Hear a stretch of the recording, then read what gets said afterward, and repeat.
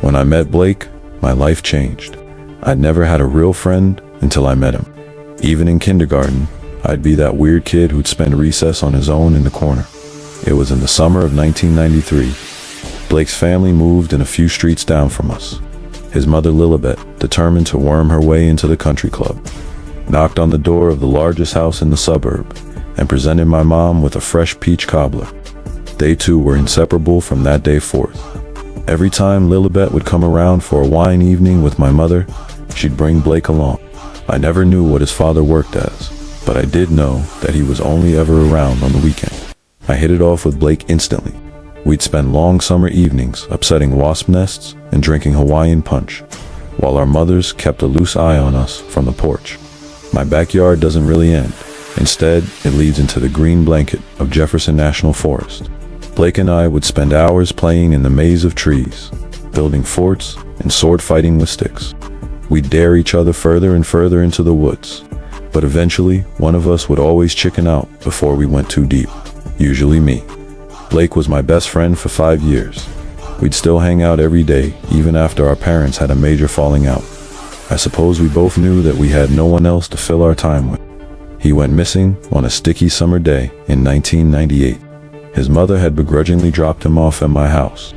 My mother asked Blake about his day before we went out exploring, as we put it, into the forest. Once we were far enough from my house, Blake took out the flip knife he'd stolen from his father. We played around with it for a while, taking turns doing the slowest finger fillet imaginable and using it to sharpen twigs into arrows. It was while we were playing that stupid knife game that I managed to stab myself through my middle finger. I cursed and grimaced and tried not to cry in front of Blake.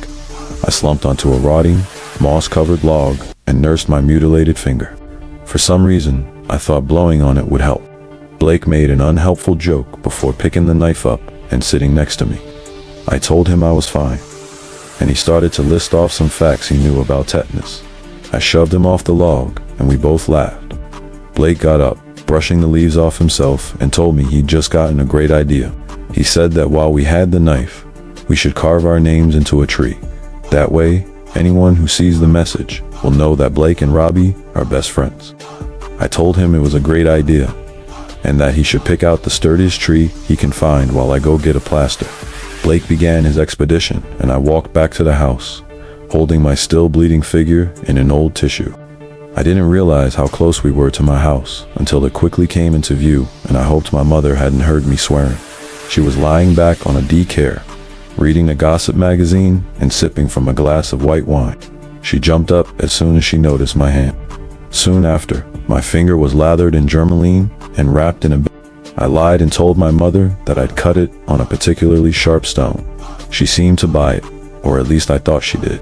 She told me to be more careful and sent me on my way, shaking her head and muttering something about me being reckless. I wandered back into the woods to look for Blake. I stumbled across the old fallen tree I'd been using as a bench, which lay just out of view of my house. I looked around but didn't see Blake. I called his name and got no reply.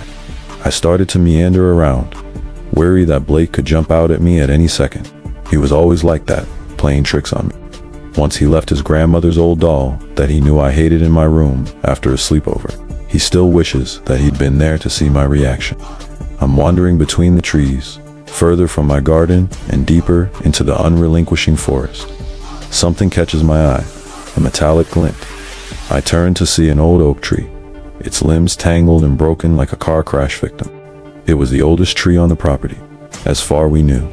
It lay right on the invisible boundary where our land ended and the administration of the United States Forest Service began. I begged my father to let me build a treehouse on its branches when I was younger, but the answer was forever no. I took a step closer. I saw what had caught my eye. Blake's flip knife was sticking out of the bark, around shoulder height. I looked at it, puzzled, and grabbed the handle. With some effort, I managed to pull it out. Blake must have lodged it in deep. I felt the weight of it in my hand, trying to balance it on my index finger. Blake had cleaned my blood off the blade. I guess he picked the old oak as the tree we should carve our message into. I pocketed the knife and looked around. Still no sign of Blake. I still wasn't convinced that he wasn't just hiding behind a bush somewhere, ready to pounce on me as I walked past. I called his name again. No reply. Only the sound of wind echoing between the wooden mesh and tangled branches. Worry began to set in. I heard my mother call us in. Pizza was ready, apparently. All I'd had to eat that day was a stick of apple-flavored chewing gum that I had accidentally swallowed. So pizza was an alluring mistress. I looked around and spoke in no particular direction. "Come on, Blake, Mom made pizza. Homemade this time as well. None of that frozen crap." I was sure that he'd hear me and come running out eventually. I made my way out of the forest and back towards my house. "Where's Blake?" my mother asked as I sat down on the picnic table.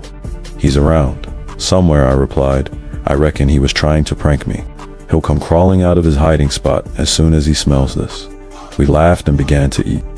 By the time we'd finished, Blake's portion was still lying cold on his paper plate, now congealed in grease. Mom began to worry.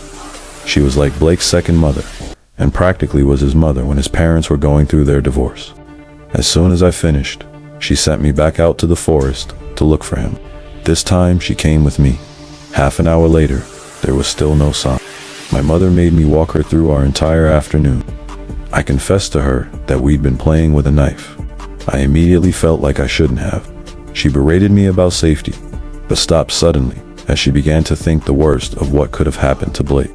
She didn't tell me, not wanting to upset me, but I could tell what she was thinking.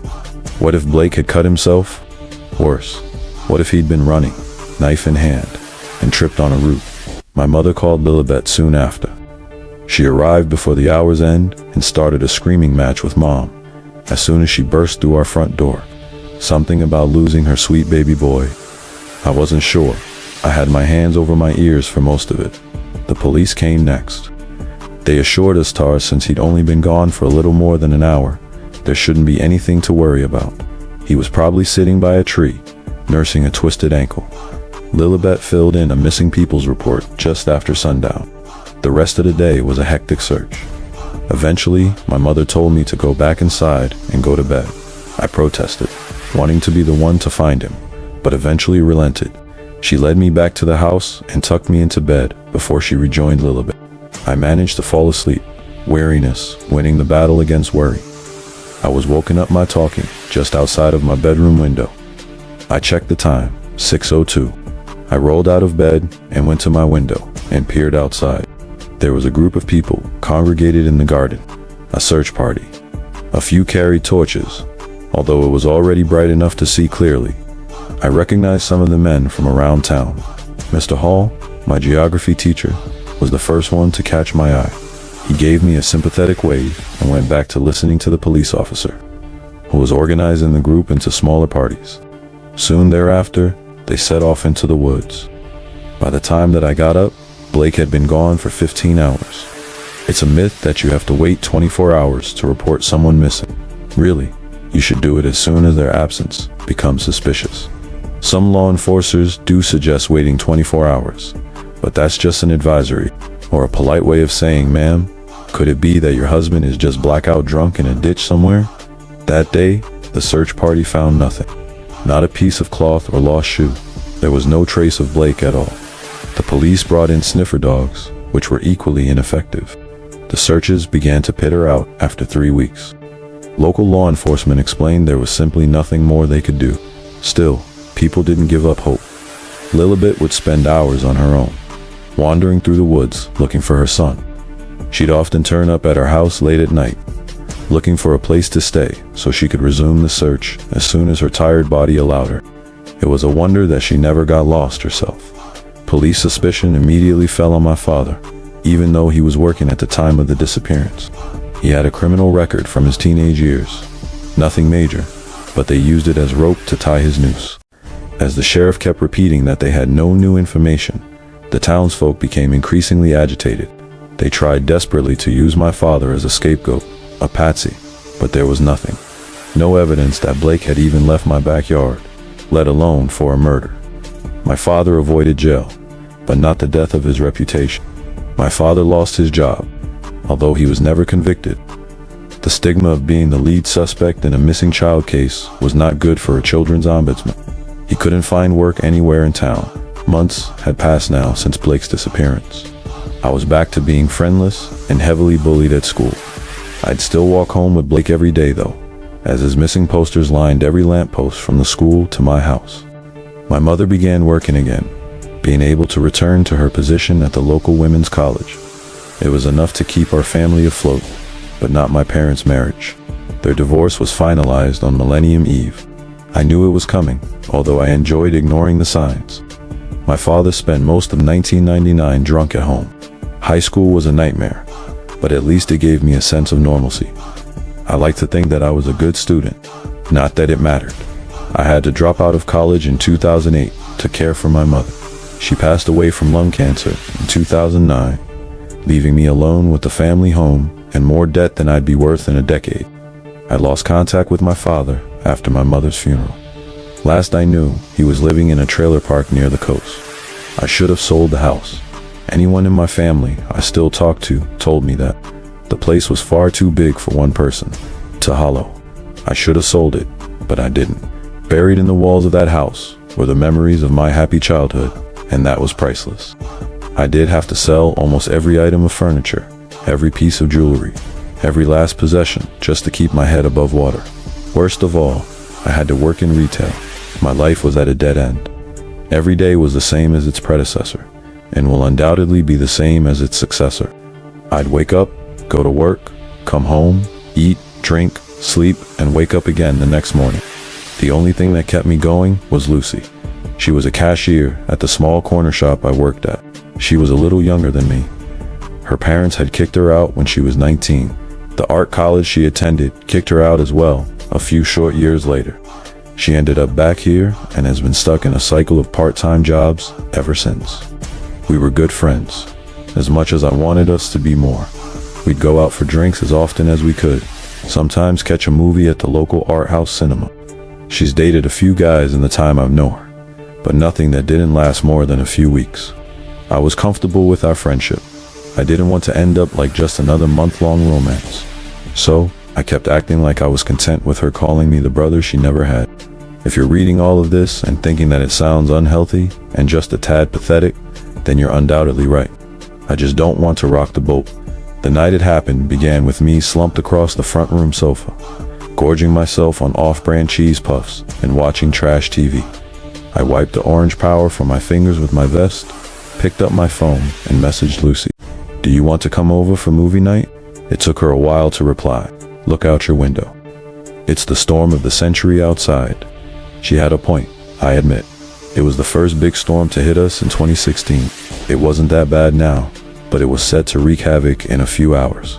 Lucy and I lived within a 10-minute walk of each other's houses. She'd usually pop over whenever she got frustrated with her housemate, which was often. Good movie weather. I chuckled at my own message.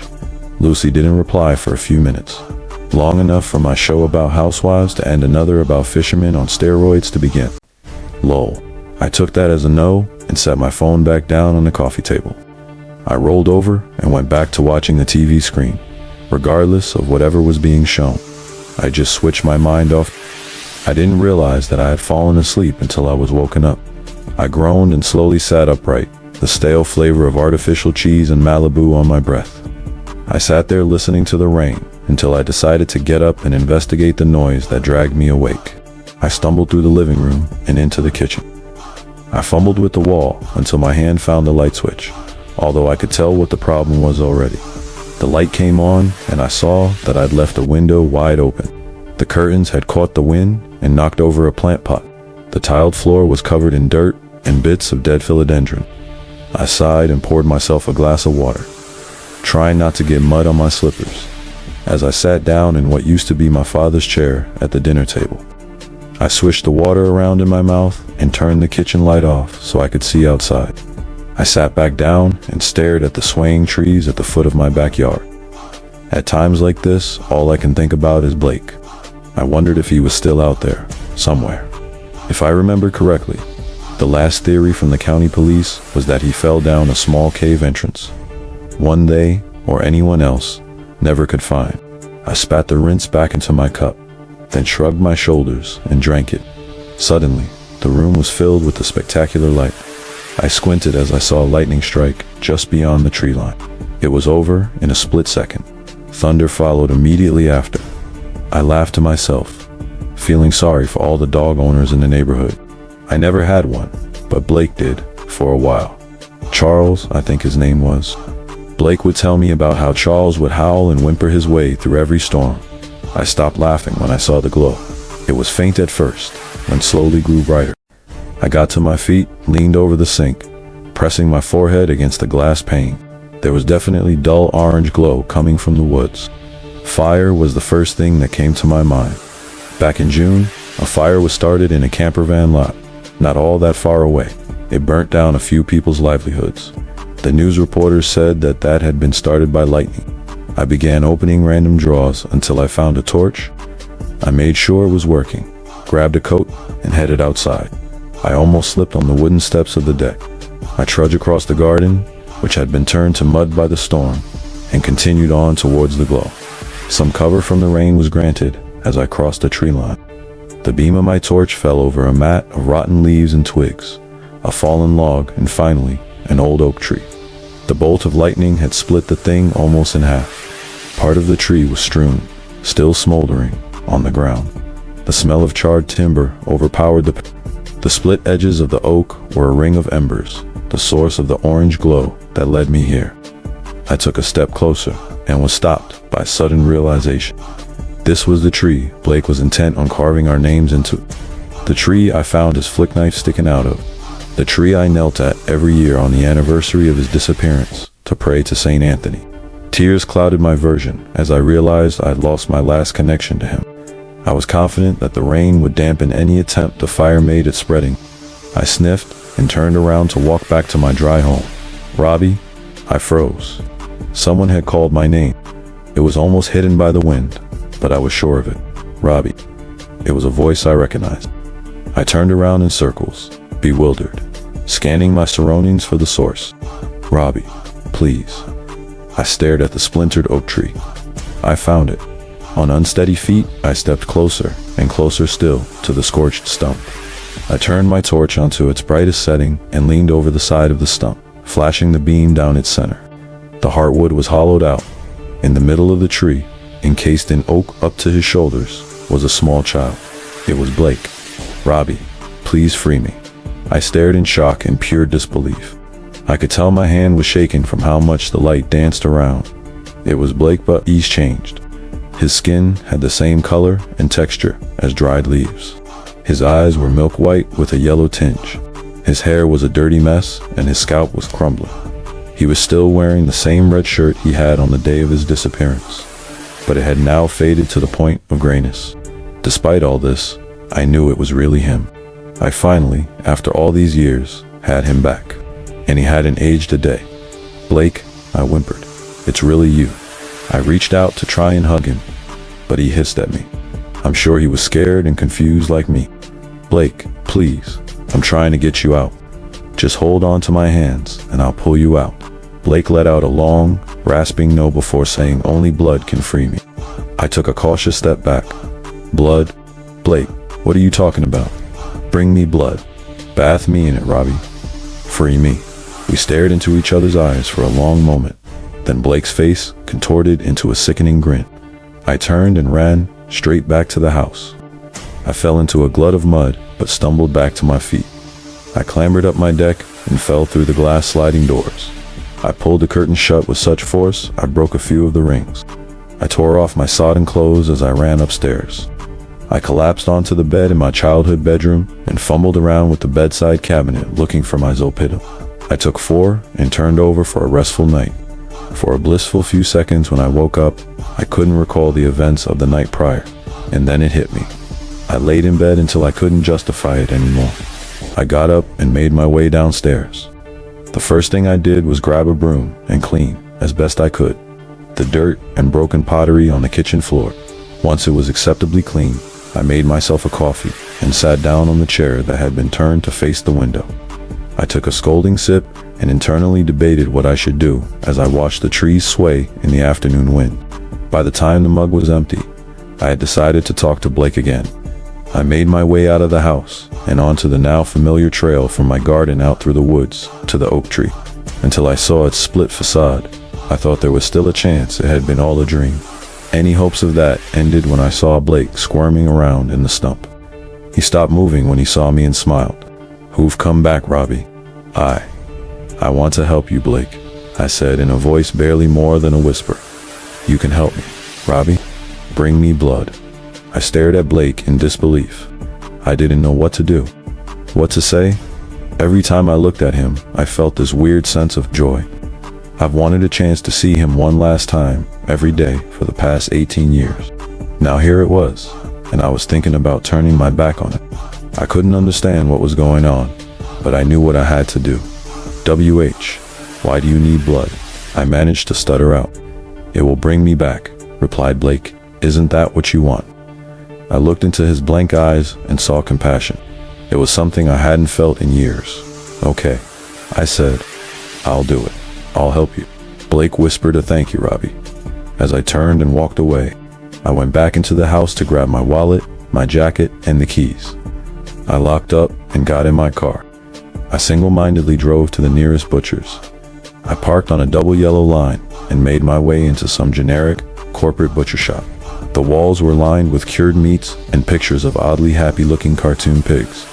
I leaned over the counter and was greeted by a barrel-shaped, middle-aged man who didn't look all that different from the animals he sold. "Do you sell blood?" I asked in earnest. "Blood?" replied the butcher. "Well, sure we do. Don't get much call for it though. How much can I do you for?" I realized I wasn't exactly familiar with blood measurements, so I told him, "I'll take a gallon." The butcher sniffed and disappeared into the back.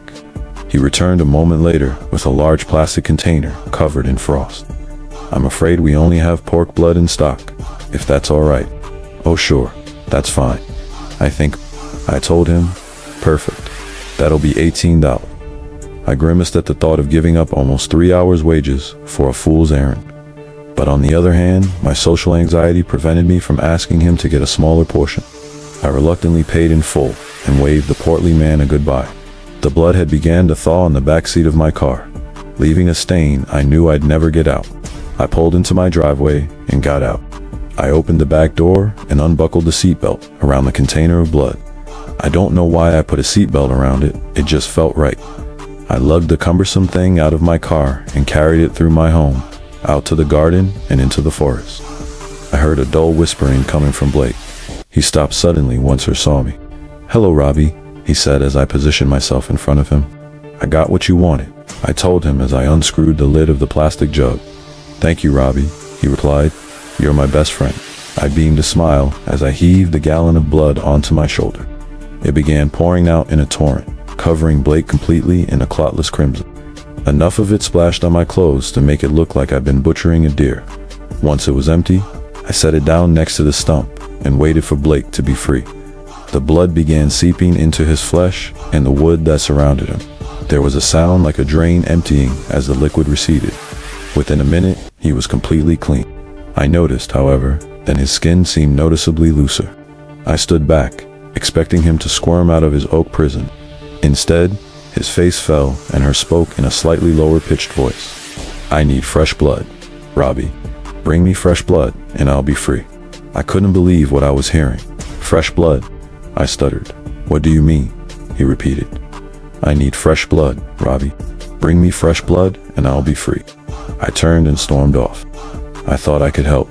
I thought I was doing the right thing, but clearly, I couldn't help Blake. Even now, I returned to my house and collapsed onto the sofa in a depressive heap. I felt such a strong, almost unnatural compulsion to help, but nothing I did felt like it made up for losing him. I knew it was dumb to blame myself, but at the back of my mind, I always felt responsible. It's been tied around my conscience since I was 12 years old. And now that I could finally put things right, I was second-guessing myself. Just then, the neighbor's cat jumped up on my windowsill. He curled up in a sunspot next to my box plants. I stared at his furry shape and realized what I must do. Slowly, I stood up from the couch and made my way into the kitchen. I grabbed the largest knife I could find from the drawer and stepped outside. The cat belonged to my next-door neighbor. It was a graying tabby. George, I think its name was. The neighboring family got it when I was just a kid. I couldn't imagine how old he must be. I grabbed him by the tail. At his age, there wasn't much more he could ask for. I brought this new offering to Blake. He seemed happier with it. With the knife, I managed to drain all the blood I could from that ginger ball of hair. Blake opened his mouth and stuck his gray, cracked tongue out as the blood dripped onto his face. He was like a small child experiencing snow for the first time. I felt a warmth deep inside me as he fed. "Is that better?" I asked. Blake replied, "I can taste life for the first time in years. Please, I need more." It was the answer I expected, an answer that I was resigned to. I had my best friend back, and I wasn't going to give him up. The next week was a blur of violence. Usually I had lunch with Lucy, but now I'd spend my breaks driving around town searching for lost pets and strays. I had taken to using a sharpened screwdriver. It was the most humane way.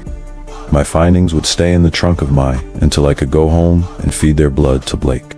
He told me he was growing healthier and was almost free, but it didn't seem like it. His complexion was even more sickly than when I first found him. His skin was now a dark turquoise, had a texture like leather, and looked like it was slowly falling off the flesh underneath. Seams had appeared all over the visible parts of his body, and they looked fit to burst. His left arm was free now. All he used it for was to play rock, paper, scissors with me. This particular day, I got off work and drove home with a Pomeranian wrapped in a bin liner in my back seat. I began my usual routine soon after getting back to the house. I threw the bag over my shoulder and trudged over to Blake's part of the forest. He watched me intensely as I pulled the small dog out of the plastic bag. I took out my cutting knife, but before I could do anything, Blake spoke. "Why are you poisoning me?" I looked at him, shocked. I tried to hide the frustration in my voice when I replied, What do you mean, Blake? I'm bringing you everything you asked for." Blake's childlike grin turned into a grimacing frown. Now, his facial expressions took ages to turn, as if he had to tell each individual muscle in his face how and where to move. "The blood of animals is sour to me now," he said, "and yet you keep showering me in it. Do you want me to suffer, Robbie?" I quickly jumped to my own defense. No, of course not. "What do you need instead?" I asked, already knowing the answer. Human blood? Those two words directed the course of my life from then on. I spent the rest of the day tackling this moral quandary. First, I attempted to contact a blood bank to inquire about a withdrawal, but I quickly realized how tremendously stupid of an idea that was. The next thing I did was research how much blood could a person lose without dying. From Google, I found that a person could lose close to 40% of the entire volume and live. I decided then that I would try and remove this from myself. It felt fitting, after all, that it'd be my own blood that frees Blake.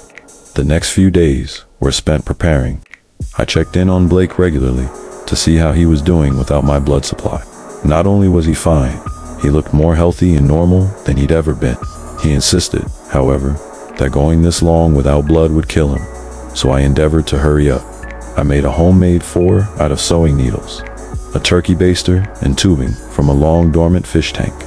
I sat down on a chair in the kitchen, the 4 next to me over a plastic bucket. I spent an hour sterilizing everything as best I could with what I had. I stabbed the needle into my cephalic vein and let gravity do the rest. Slowly but surely, the bucket began to fill up. I sat there until I felt dizzy. I groggily pulled the makeshift hypodermic needle out of my arm and collapsed back into the chair. After a few minutes, I managed to collect myself. I steadily got to my feet and looked at the bucket. There was barely any blood in it. I found a 1L measuring jug that I'd never used before and poured it in. It just about filled it to the brim. More than I thought, but nowhere near enough. I brought the jug out to Blake, careful not to spill any. His blank eyes lit up when he saw me. I held the jug over him, his mouth hanging expectantly open. I poured my blood and he began to giggle, just like he would when we were kids. His gullet filled with my black clots and it began to overspill, dribbling down his chin and down onto his chest. Once the glass is empty, I let it fall to the floor. Blake began thanking me, calling me his best friend, saying we'd never part. I felt a warmth I hadn't experienced since before my mother died. Wood splintered as he pulled his other arm free. I knew what to do. I leaned in and we hugged each other. "We will never part again, Robbie. I know, Blake. I'll never let you go again." He smelt like death, but I didn't care. He pulled me tighter and whispered in my ear, "But I'm still not free. I recoiled from his embrace. I should have known that he wouldn't be satiated. I had to avert my gaze from Blake. I could tell he was scowling at me. I walked back to the house, leaving Blake to calm down. I slumped onto my couch, trying to think of what I should do next.